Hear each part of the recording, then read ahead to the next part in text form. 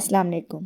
آج کی میری کہانی ایسی لڑکی کی ہے جو میرے بھائی کی شادی میں گانے بجانے آئی تھی۔ یہ لوگ کھلے میدانوں میں کپڑے کے ٹکڑوں سے جھونپڑیاں بنا کر رہتے ہیں۔ لڑکی کا نام ریشم تھا۔ اب ریشم کی کہانی میری زبانی۔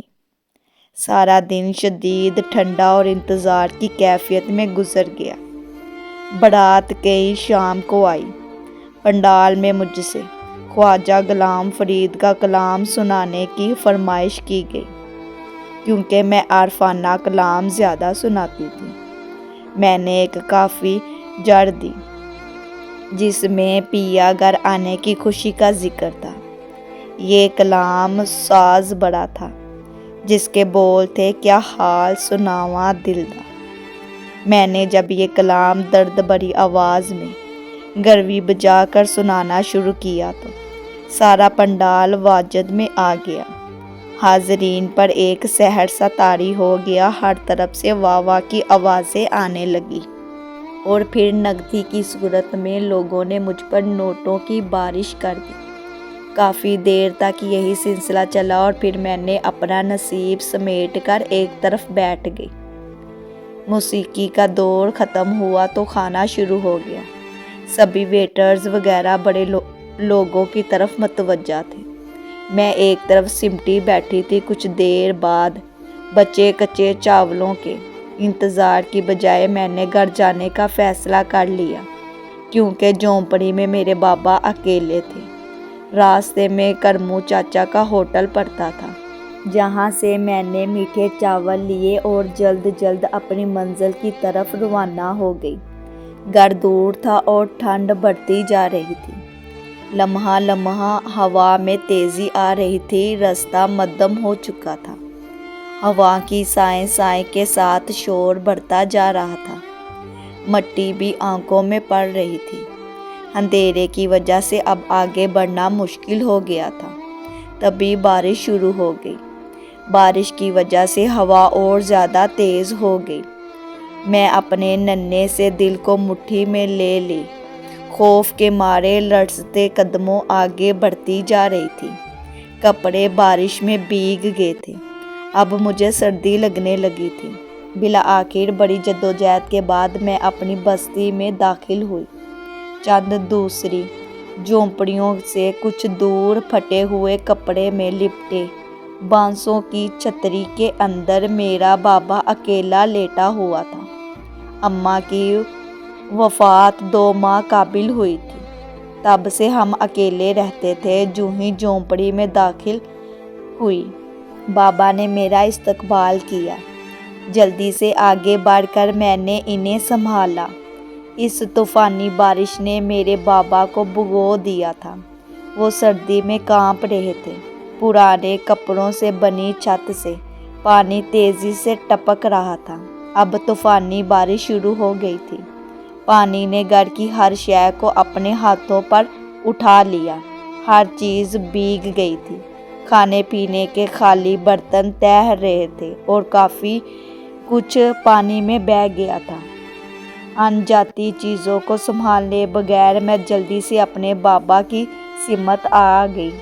ان کے سامنے میٹھے چاولوں کا شاپر رکھ دیا۔ ان کو سہارا دے کر بٹھایا۔ وہ صبح سے بھوکے تھے۔ شاپر میں نے ہاتھ میں ڈال کر وہ مٹھی سے میٹھے چاول منہ میں بھرنے لگے۔ ایک کونے میں ترپال ڈال رکھا تھا، وہاں پانی نہیں آ رہا تھا۔ بابا کو میں نے سہارا دے کر ترپال کے نیچے چارپائی پر لٹا دیا۔ بابا کے زخمی پاؤں پر صبح سے چونٹیاں اور مکھیوں نے تباہی مچائی ہوئی تھی۔ اب زخم سے خون رس رہا تھا۔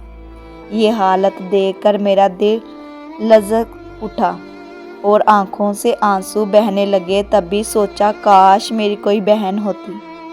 میں روزی کی تلاش میں نکلتی تو وہ میرے پیچھے بابا کا خیال رکھتی۔ اگر آج میری کوئی بہن ہوتی تو شاید بابا کی یہ حالت نہ ہوتی۔ وہ میرے دکھ سکھ کی ساتھی بنتی۔ لیکن کہتے ہیں کہ اللہ کے ہر کام میں مصلحت ہوتی ہے۔ بابا نے پکارا تو میں سوچوں کی گہری جھیل سے باہر نکل آئی۔ وہ کہہ رہے تھے، بیٹی آج اتنی دیر کیوں کر دی؟ کیا سایہ تیرے ساتھ نہ تھی؟ تو اکیلی گئی تھی؟ ہاں بابا، وہ ایک اور شادی میں چلی گئی تھی۔ سایہ میرے بابا کی رشتے کی بہن کی بیٹی تھی۔ اکثر ہم دونوں ایک ساتھ گروی بجانے نکلتی تھی، کیونکہ ایک سے دو بلے ہوتے ہیں۔ بستی والوں کے خون سفید ہو گئے ہیں۔ اب تو کوئی کسی کو نہیں پوچھتا۔ ہر پل کا دکھ آج پھر ان کی زبان پر آ گیا۔ آج کا دور بڑا ظالم ہے، ہر طرف افراتفری ہے، کوئی کسی کا نہیں ہے، خون سفید ہو گئے ہیں۔ آج تو سکے بچے بھی اپنے ماں باپ کو نہیں پوچھتے۔ مگر تو کتنی اچھی ہے، میری سکی بیٹی نہ ہونے کے باوجود میرا کس قدر خیال رکھتی ہے۔ میرا اپنا بیٹا بیٹی ہوتے تو شاید وہ بھی میرا اس قدر خیال نہ کرتے جتنا تو رکھتی ہے۔ میں نے ان کو سہارا دے کر بھیگے ہوئے تکیے کی ٹیک لگا دی، تھوڑے تھوڑے چاول ان کے منہ میں اپنے ہاتھ سے ڈالنے لگی، گھونٹ گھونٹ کر پانی پلایا، اور صبح سے بھوکے تھے۔ وہ سارے چاول کھا گئے۔ میں نے نہیں بتایا کہ میں بھی بھوکی ہوں۔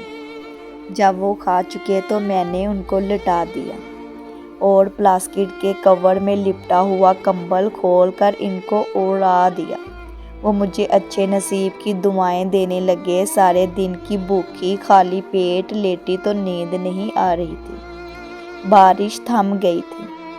ٹرنک کھول کر میٹھے چنے نکالے، مٹکے کے پانی سے کھا لیے۔